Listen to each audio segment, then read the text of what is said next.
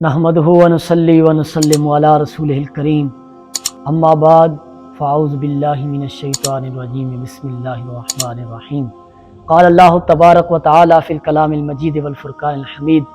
یا ایہا النبی قل لازواجک و بناتک و نساء المؤمنین یدنین علیہن من جلابیبہن وقال اللہ تبارک و تعالی فی مقام آخر وقرن فی بیوتکن صدق اللہ العظیم۔ قرآن مجید فرقان حمید کا یہ فرمان کہ عورتیں اپنے گھروں میں ٹھہری رہیں، اور امام الانبیاء کو اللہ عز و جل نے مخاطب ہو کر فرمایا کہ اے نبی مسلمان عورتوں سے، مسلمان مومنین عورتوں سے کہہ دیجئے، قل لازواجک اپنی ازواج مطہرات سے کہہ دیجئے، و بناتک اپنی بیٹیوں سے کہہ دیجئے، یدنین علیہن من جلابیبہن کہ اپنے چہروں پر چادریں لٹکائیں، اپنے آپ کو چھپائیں، زمانہ جاہلیت کی سج دھج اختیار نہ کریں۔ علامہ اقبال رحمہ اللہ تعالیٰ نے، قلندر لاہوری نے قوم کی بیٹیوں کو مخاطب کرتے ہوئے آپ نے قوم کی بیٹیوں کو ایک پیغام دیا ہے۔ آپ کی کتاب میرے ہاتھ میں ہے، کلیات اقبال فارسی، اس میں آپ کی کتاب ارمغان حجاز، اس کے اندر آپ نے ایک نظم پیش کی ہے دختران ملت کے نام سے۔ فرماتے ہیں بہل اے دخترک این دل بری ہا مسلمان را نہ زیبت کافری ہا، کہ اے میری بیٹی، اے عظیم بیٹی، اس دل بری کو چھوڑ دے، اس ناز و نخرے اس ادا کو چھوڑ دے کہ مسلمان کو کافری زیبا نہیں ہے، مسلمان کو کافری زیب نہیں دیتی۔ اور اس میں ایک کمال بات ہے کہ دخترک یہاں تصغیر ہے، مصغر کا صیغہ ہے، اور تصغیر کبھی چھوٹا پن ظاہر کرنے کے لیے ہوتی ہے اور کبھی عظمت ظاہر کرنے کے لیے ہوتی ہے، تو یہاں عظمت ظاہر کر رہے ہیں۔ علامہ فرماتے ہیں اے عظیم بیٹی، دل بری چھوڑ دے، ناز و ادا چھوڑ دے، مسلمہ رانا زیبت کافری ہا، کہ مسلمان کو کافری زیب ہی نہیں دیتی۔ آگے فرماتے ہیں منہ دل بر جمال غازہ پر ورد بیاموز از نگاہ غارت کری ہا، فرمایا کہ دل، اپنے اس دل کو غازہ پر ورد، یعنی غازہ عربی میں کہتے ہیں، فارسی میں کہتے ہیں پاؤڈر کو،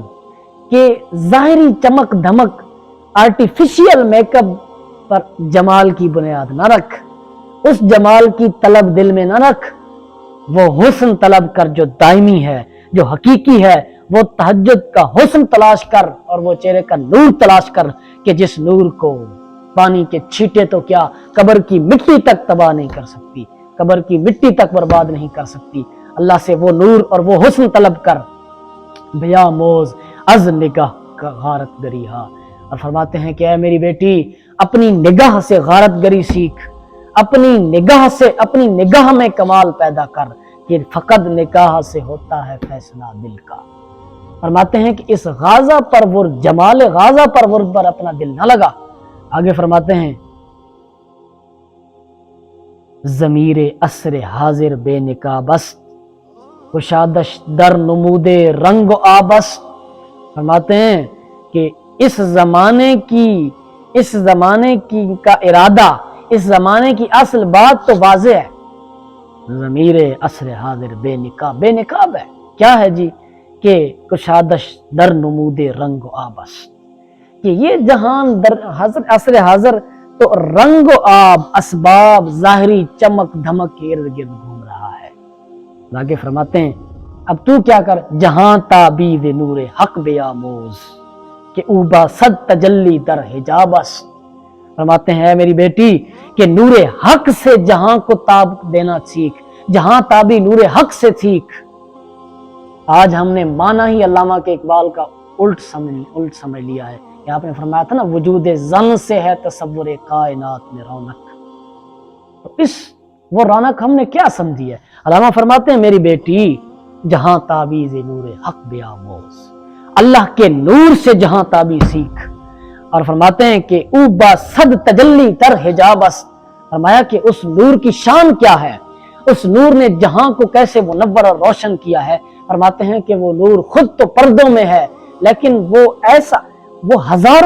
ہزاروں تجلیوں کے ساتھ، سینکڑوں تجلیوں کے ساتھ وہ پردے میں ہے، لیکن پردے میں ہونے کے باوجود بھی وہ جہاں کو تابناک کیے ہوئے ہیں۔ فرماتے ہیں تو اپنا کردار یہ رکھ کہ جیسے نور حق پردے میں ہے لیکن جہاں کو نور دے رہا ہے، ویسے تو اپنے آپ کو چھپا کے رکھ، اپنا کردار ایسا پیدا کر کہ تیری گود میں بھی سلطان باہو جیسے شیر پیدا ہوں، تیری گود میں بھی ٹیپو سلطان پیدا ہوں، تیری گود میں بھی بابا بلے شاہ اور بابا فرید پیر مہر علی شاہ اور احمد رضا خان جیسے گوہر پیدا ہوں،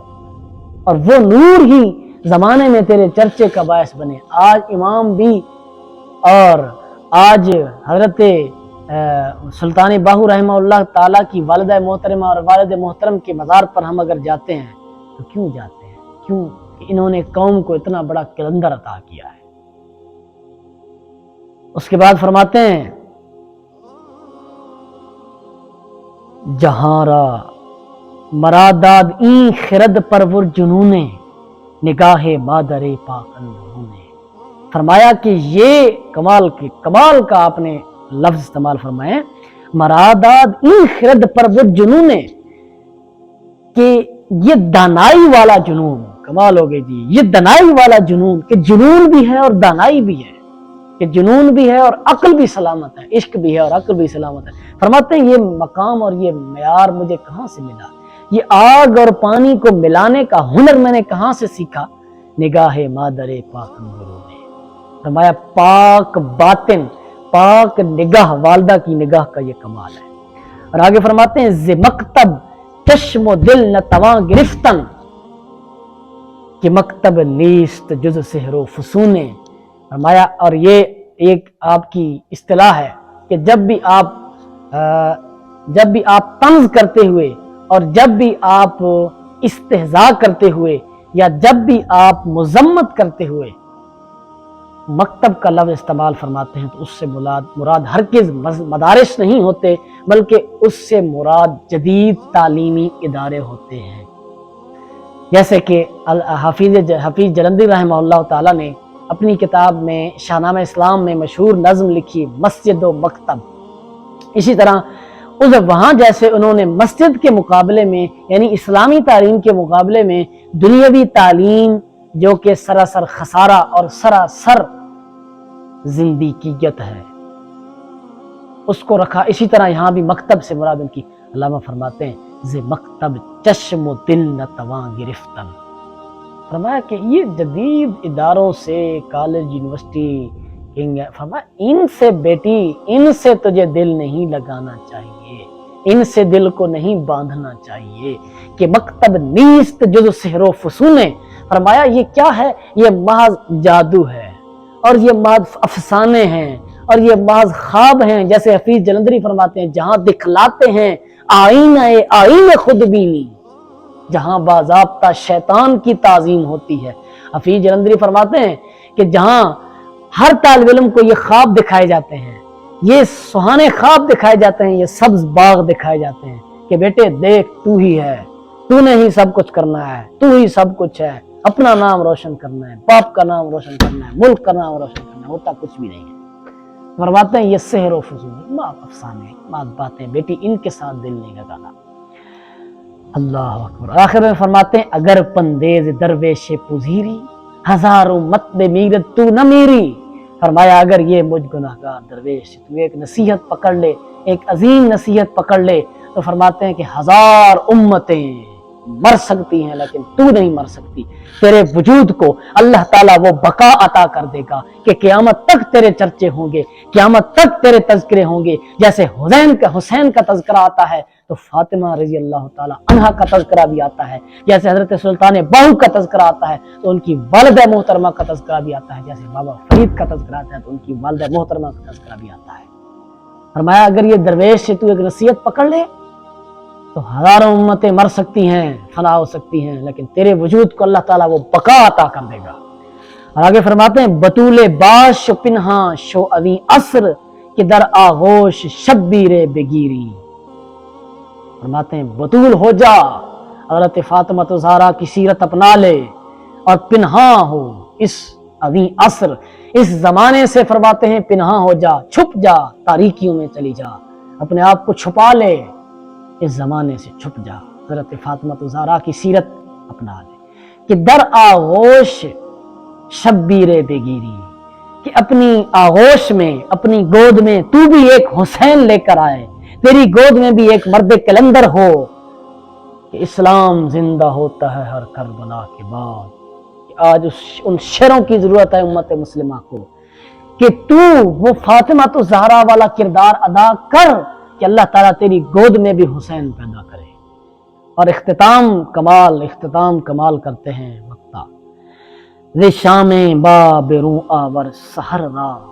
بقرآن باز خاں اہل نظر را، فرماتے ہیں کہ ہمیں ہماری شام سے باہر لا، ہماری شام سے سحر لا، کہ ہماری شام پر سے سحر کھینچ لا، کہ ہماری شام ہماری تاریکیوں کو اجالوں میں بدل دے، ہماری پستیوں کو بلندیوں میں بدل دے، ہماری گراوٹوں کو عروج عطا کر۔ اے میری بیٹی، فرماتے ہیں کہ یہ تیرے ہاتھ میں ہے، یہ تیرے اختیار میں ہے۔ کیسے؟ بقرآن باز خاں اہل نظر را، فرماتے ہیں کہ پھر وہ قرآن کی تلاوت سے، پھر وہ قرآن کے وظائف سے، پھر وہ اہل نظر کو تو واپس لا۔ آگے فرماتے ہیں تو میدانی کے سوزے کراتے تو دگرگوں کرد تقدیر عمر را، فرماتے ہیں کہ اے میری بیٹی، کیا تو جانتی ہے کہ تیری قرات کے سوز نے عمر جیسے پتھر دل انسان کا بھی دل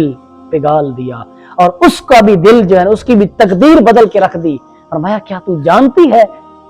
جانتی ہے دگرگوں کرد تقدیر عمر را، فرماتے ہیں اے میری بیٹی، وہ یاد کر وہ وقت کہ وہ عمر جو کفر کے اندر پختہ تھا، وہ عمر جو معاذ اللہ امام الانبیاء کا خون بہانے کے لیے نکلا تھا، لیکن تیری قرات کے سوز نے دگرگوں کرد تقدیر عمر را۔ اللہ تعالی ہمیں علامہ کا یہ پیغام سمجھنے کی توفیق عطا فرمائے۔ ہم نے تو دل جلا کر سر راہ رکھ دیا، اب جس کے دل میں آئے وہ پائے روشن۔